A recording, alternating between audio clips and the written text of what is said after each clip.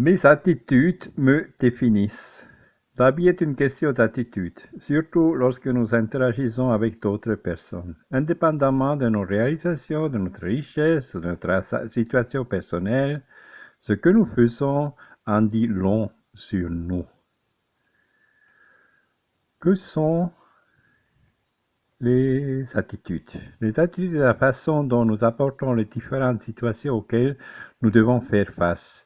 Ce sont les attitudes, les habitudes qui nous caractérisent et que tout le monde connaît de nous. Par exemple, si lorsque nous entrons dans un magasin, nous saluons les vendeurs ou lorsque nous voyons une personne dans le besoin, nous n'hésitons pas à l'aider, nous démontrons diverses attitudes, bienveillance, éducation, générosité ou altruisme.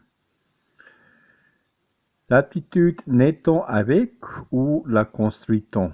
En partant du principe que notre intention est de bien faire et que nous avons les ressources nécessaires à notre disposition pour avancer dans cette affirmation, les compétences, il est facile de penser que l'attitude est innée. Or, ce n'est pas si simple.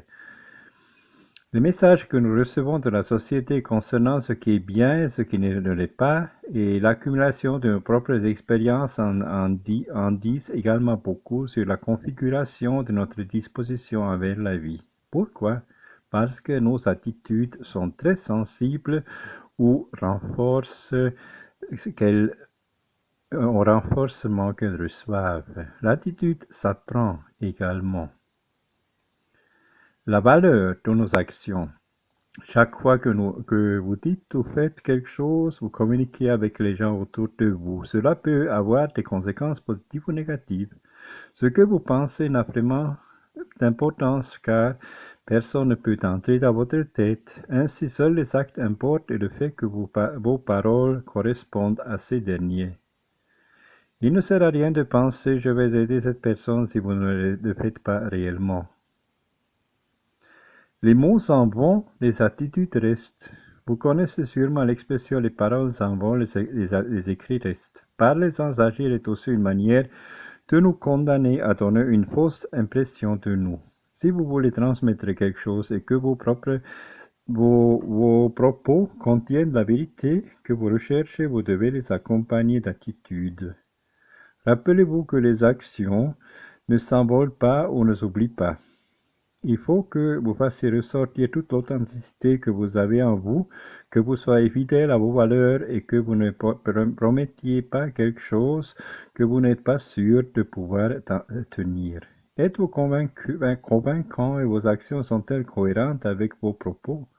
Dites-vous tout ce que vous voulez dire ou gardez-vous les choses pour vous? Réfléchissez à votre façon d'être et d'agir avec les autres et mettez-vous à leur place. L'attitude aide à se différencier.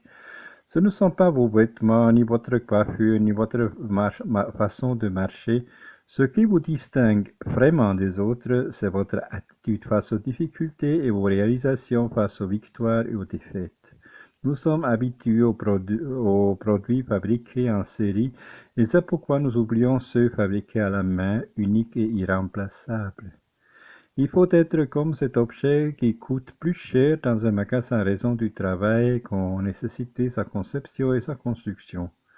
Afin d'éviter de vous fondre dans la masse et d'être identique aux autres, vous devez être responsable, ne pas trouver d'excuses, anticiper les faits, être positif et avoir la capacité de gérer vos émotions.